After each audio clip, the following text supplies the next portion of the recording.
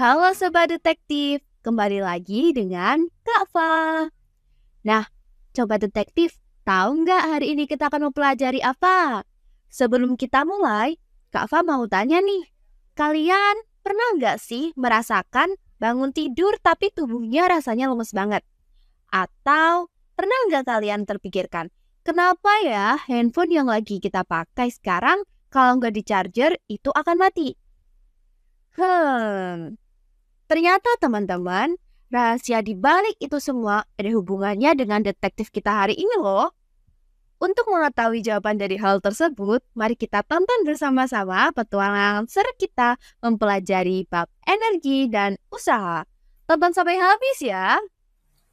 Nah, Sobat Detektif, sekarang kita masuk ke misi pertama kita. Apa itu energi? Energi itu apa sih Kak Fa? Gampangnya seperti ini teman-teman. Energi itu adalah kemampuan untuk melakukan usaha ataupun kerja. Jadi, saat tubuh kita lemas waktu bangun tidur, itu bisa segar kembali dan punya energi karena kita sudah dapat bahan bakar. Bahan bakar itu dari apa Kak Fa? Bahan bakar yang ada dalam tubuh kita itu berasal dari makanan yang kita konsumsi. Seperti contohnya kita makan biskuit, kita makan nasi, kita makan mie gacoan, ya kan?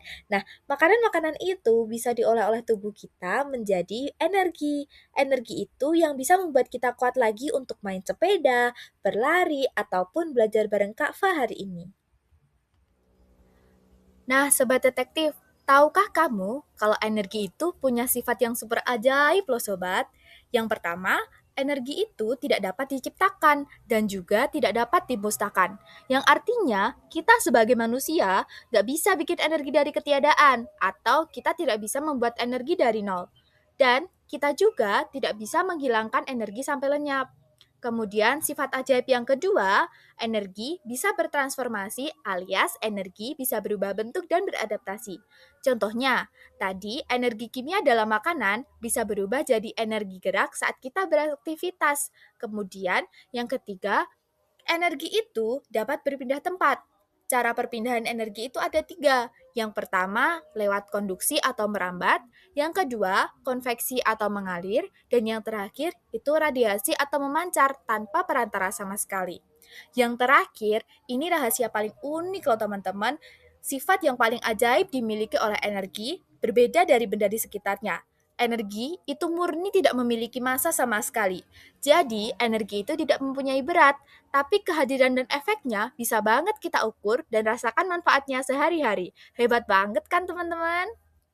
Setelah mengetahui mengenai sifat ajaib yang dimiliki oleh energi, sekarang kita masuk ke bab pembahasan perubahan energi. Energi mengalami perubahan yang cukup sering terjadi di lingkungan sekitar kita dan terjadi dalam kehidupan sehari-hari. Seperti contohnya, saat kita sedang menyetrika, itu perubahan dari energi listrik menjadi energi panas. Kemudian, saat kita menghidupkan lampu di kamar, itu perubahan dari energi listrik menjadi energi cahaya. Dan energi kimia yang kita dari makanan yang kita konsumsi itu berubah menjadi energi gerak untuk kita beraktivitas itu tadi teman-teman. Sebetulnya perubahan energi tidak hanya ini saja, tetapi juga banyak terjadi di sekitar kita. Setelah mengetahui mengenai perubahan energi yang ada di sekitar kita, sekarang kita masuk ke jenis-jenis utama dari energi. Yang pertama yaitu energi potensial. Energi potensial adalah energi yang dimiliki oleh benda karena posisi atau kedudukannya. Energi potensial ini dipengaruhi oleh tinggi posisi suatu benda. Semakin tinggi posisi benda, maka semakin besar energi potensialnya. Kenapa bisa seperti itu, Kak Fa? Nah, untuk mengetahui lebih lanjut, mari kita lanjutkan ke contoh soal dan pembahasan mengenai energi potensial. Rumus dari energi potensial sendiri yaitu energi potensial sama dengan massa dikali dengan kecepatan gravitasi dan dikalikan dengan ketinggian, atau EP sama dengan M dikali G dikali H. Nah, untuk memahami lebih dalam mengenai energi potensial, sekarang kita masuk ke bagian contoh soal. Contoh soalnya yaitu bola bermassa 0,6 kg jatuh dari ketinggian 4 meter. Berapakah energi potensialnya? Diketahui, kecepatan gravitasi itu sama dengan 10 meter per second kubik. Nah, kemudian untuk cara penyelesaiannya, kita masukkan angka-angka tersebut ke dalam rumus energi potensial. Energi potensial kan sama dengan massa dikali kecepatan gravitasi dikalikan dengan ketinggian. P sama dengan M dikalikan G dan dikali dengan H. Di sini diketahui bahwa M itu sama dengan 0,6 kg dan H itu sama dengan 4 meter. Kemudian kita masukkan angkanya. Energi potensial sama dengan 0,6 dikalikan dengan 10 dikalikan dengan 4. Hasilnya dari energi potensial bola tersebut adalah 24 Joule. Yang kedua yaitu energi kinetik. Energi kinetik adalah energi yang dimiliki oleh benda karena gerakan atau kecepatannya. Energi kinetik ini dipengaruhi oleh kecepatan dari benda itu tersendiri. Oleh karena itu, semakin cepat benda bergerak, maka semakin besar energi kinetiknya. Untuk memahami lebih lanjut, kita masuk ke bagian rumus energi kinetik. Rumus energi kinetik adalah setengah dikalikan dengan massa dikalikan dengan kecepatan kuadrat, yang dimana EK dikali dengan 1/2 dikali dengan M dikali dengan V kuadrat. Kemudian untuk memahami lebih dalam, kita masuk ke bagian contoh soal. Contoh soalnya, sebuah mobil mainan bermassa 2 kg meluncur dengan kecepatan 4 meter per sekon. Berapa energi kinetiknya? Di sini diketahui bahwa massa dari mobil mainan tersebut adalah 2 kg. Kemudian, kecepatannya adalah 4 meter per sekon. Kita masukkan angka-angka tersebut ke dalam rumus, yang dimana rumusnya tadi adalah energi kinetik sama dengan setengah dikali dengan massa dikalikan dengan kecepatan kuadrat. Kita masukkan angkanya menjadi energi kinetik sama dengan 1/2 dikali dengan 2 dikali dengan 4 pangkat 2. Kemudian diketahuilah hasil akhir dari energi kinetik sebuah mobil mainan tersebut adalah 16 Joule. Nah, Sobat Detektif, setelah kita mempelajari dua jenis energi tadi, ternyata masih ada energi yang ketiga tahu. Energi yang ketiga adalah energi mekanik. Energi mekanik ini adalah energi gabungan dari benda yang memiliki energi kinetik sekaligus energi potensial. Jadi, rumus matematika untuk menghitung energi mekanik ini sangat simpel, teman-teman. Karena energi mekanik itu adalah penjumlahan dari energi kinetik dengan energi potensial. Nah, untuk mengetahui lebih lanjutnya, mari kita bekerja sama untuk menyelesaikan contoh soal berikutnya ya. Nah, tadi kan udah dijelaskan bahwa energi mekanik adalah gabungan dari energi kinetik dan energi potensial, sehingga rumus dari energi mekanik sendiri itu adalah EP ditambah dengan EK, yang dimana EP sama dengan energi potensial dan EK adalah energi kinetik.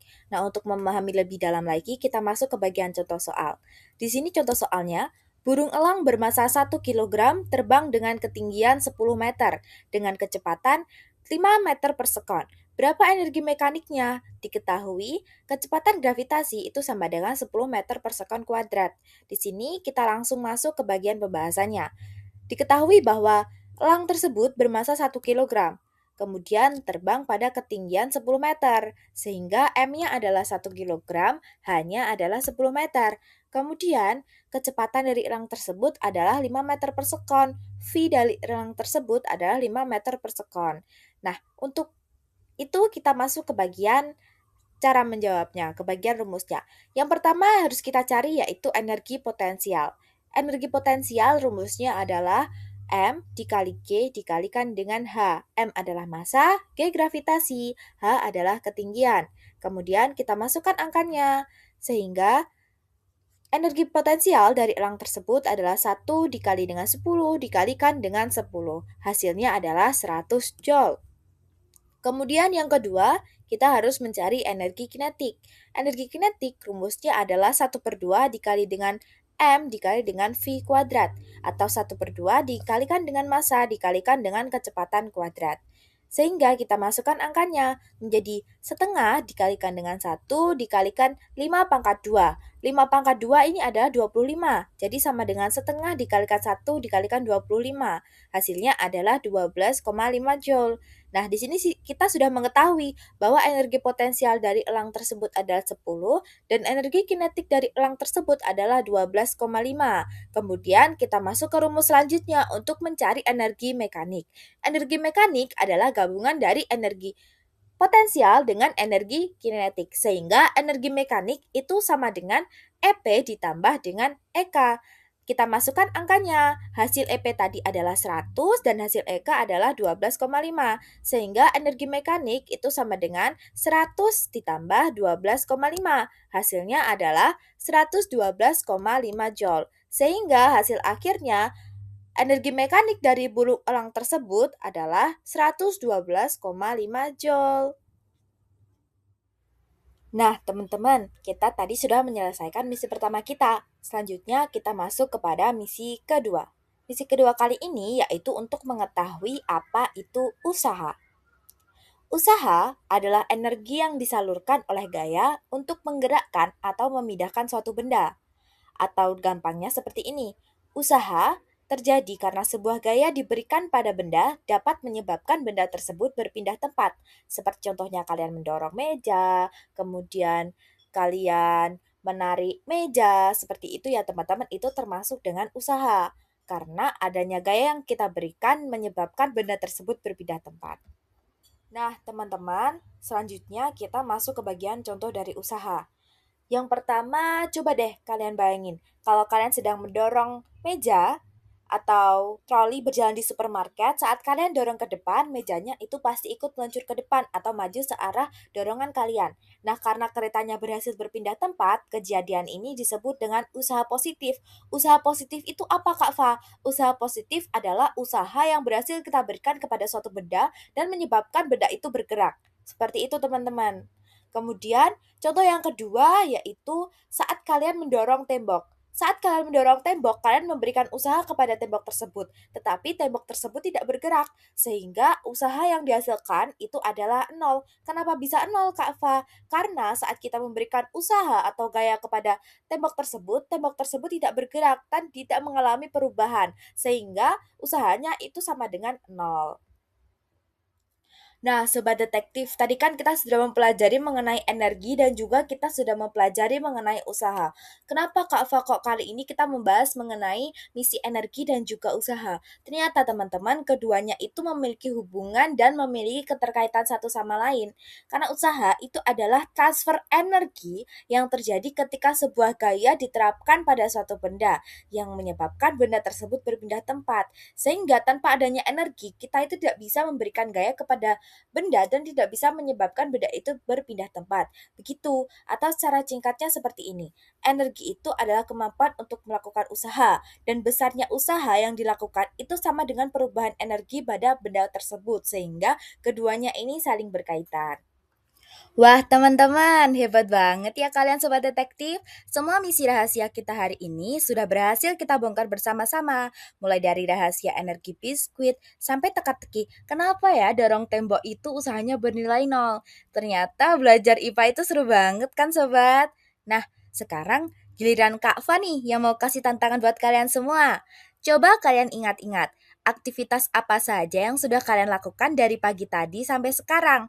Lalu tulis di kolom komentar di bawah ini ya, dan bedakan mana aktivitas yang termasuk melakukan usaha dan mana yang usahanya bernilai nol. Kak Fat tunggu jawaban-jawaban seru dari kalian ya. Jangan lupa juga untuk berikan kritik, saran, dan komentar terbaik kalian di bawah ini. Jangan lupa kasih like, komen, dan subscribe ya. Terima kasih sudah menonton petualangan detektif IPA hari ini. Sampai jumpa di video edukasi seru berikutnya. Dadah, salam hangat dari Kak Fa.